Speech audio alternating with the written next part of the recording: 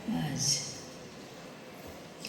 प्यारे बाबा के पास वतन में भोग लेकर के पहुँचे।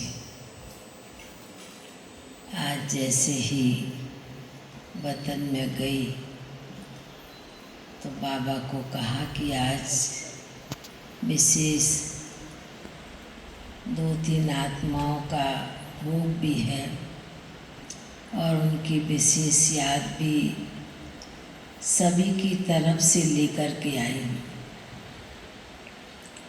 दादी की भी याद थी, शांतामणि दादी की, कॉलोनी के एक भाई की भी, मदुराई की भी, मीनाक्षी बहन की भी थी और भी आत्माओं की।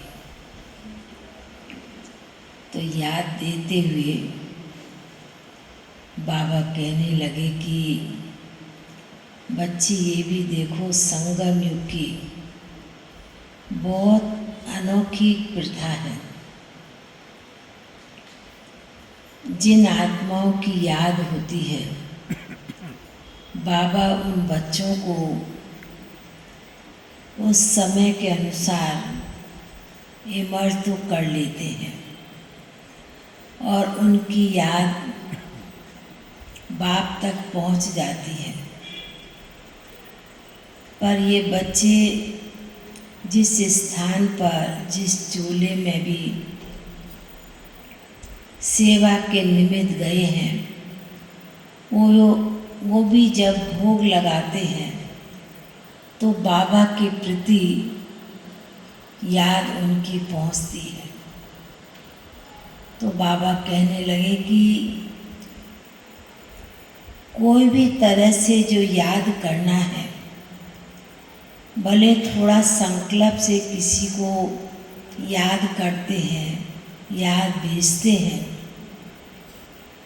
पर सभी का इशारा एक बाप की तरफ होता है, ऊपर की तरफ। जैसे देवताओं के लिए भी कहते हैं कि इसको मानता है, कृष्ण को मानेंगे, राम को मानेंगे, पर उनका इशारा भी एक ऊपर की तरफ ही होता है। तो ऐसे संगम युग पर भी बाबा के बच्चे जो निमित्त बनते हैं, निमित्त बाबा के कार्य में सहयोगी बनते हैं, उनकी याद तो ऑटोमेटिकली सभी ब्राह्मण बच्चों को, परिवार को याद आती है। पर उस याद को करते हुए बाप की भी स्मृति उन बच्चों को रहती है, क्योंकि आप बच्चों को मालूम है कि जो चीज़ की प्राप्ति होनी है, जो वर्षा मिलना है, वह बाप से मिलना है। किसी देहधारी से ना प्राप्ति होगी, ना वर्षा मिलेगा। तो बाबा ऐसे सुना रहे थे। सुनाने के साथ बाबा के सन्मुख तो भोग रखा था, तो याद देने के साथ तो बाबा उन आत्माओं को इमर्ज कर लेते हैं। तो दादी को भी, शांतामणि दादी को इमर्ज किया। बाबा ने कहा कि देखो बच्ची, इस बच्ची का भी कितना ऊंचा भाग्य है। दादी के लिए बाबा कह रहे थे कि इस बच्ची ने भी विशेष जून मास ही चुना, जो मम्मा का विशेष जून मास है, और उसमें भी विशेष इस बच्ची के जीवन में एक शीतल स्वरूप का सदैव स्वरूप सामने दिखाई देता था। जैसे देवियों के अनेक रूप हैं, अनेक संबंध से याद करते हैं, अनेक रूपों से याद करते हैं, पर यह बच्ची तो जब साकार में थी तब भी शीतलता की देवी थी और इतनी निर्मोही, इतनी नष्टोमुआ थी। कोई भी चीज़ में, कोई भी बात में बच्ची अपने आप को बहुत छिपा के रखती थी। जैसे बाप बच्चों को प्रत्यक्ष करते हैं और बच्चे बाप को प्रत्यक्ष करते हैं। तो इस बच्ची के अंदर दादी के प्रति बाबा सुना रहे थे कि बच्ची की शुरू से भावना बाबा के प्रति, मम्मा के प्रति इतना प्यार भरा हुआ था और उसी स्नेह प्यार में बच्ची सभी की भी जो प्यार पालना करती थी, बाबा भी बड़ा महसूस करते थे।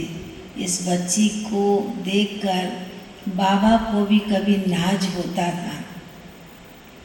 तो बाबा जैसे शांतामणि दादी की तरफ देखते हुए, तो मैंने कहा दादी आज तो आपके निमित्त भोग और सभी की याद लेकर के आई हूँ।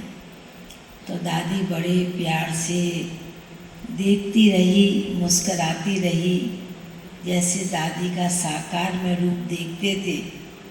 तो बाबा कहने लगे कि बच्ची तो जैसे कि साकार में होते भी स्थिति ऐसे बनाई थी, उपराम स्थिति, तो आज वतन में भी ऐसे ही मुस्करा रही है। तो बाबा कहने लगे कि ये भी एक स्थिति, बहुत ऊंची स्थिति होती है। तो फिर तो बाबा ने और भी आत्माओं के निमित्त भोग था, उन्हें भी बड़े प्यार से इमर्ज किया और इमर्ज करते हुए बड़े प्यार से बाबा ने मधुवन का भोग स्वीकार कराया। बाबा ने कहा कि बाबा के घर का, मधुवन का भोग का भी बड़ा महत्व होता है और उसी प्यार से, उसी लगन से बच्चे याद भी भेजते हैं और भोग भी लगवाते हैं। तो बाबा कहने लगे कि भोग लगवाना भी एक प्रकार की अपनी कोई भोग ना कहें, कोई कष्ट हो, कोई विपत्ति हो, कोई विघ्न हो, बाबा ने कहा वह भी मिट जाता है। जैसे भक्ति में भी लोग उसी भावना से भगवान के प्रति कुछ न कुछ करते हैं और उनकी भावना का भाड़ा भी बाप देते हैं। तो यहाँ तो बाबा ने कहा बाप तो सर्व सुखों का सागर है और बच्चों को भी उसी प्रकार सर्व सुख देते हैं, क्योंकि सुख का सागर बाप है। ऐसे कहते बाबा ने जिनके प्रति भोग था उन्हें भी प्यार से भोग स्वीकार कराते हुए उनके परिवार को भी याद प्यार दिया। फिर बाबा का याद प्यार सभी के प्रति लेते हुए नीचे पहुँच गए।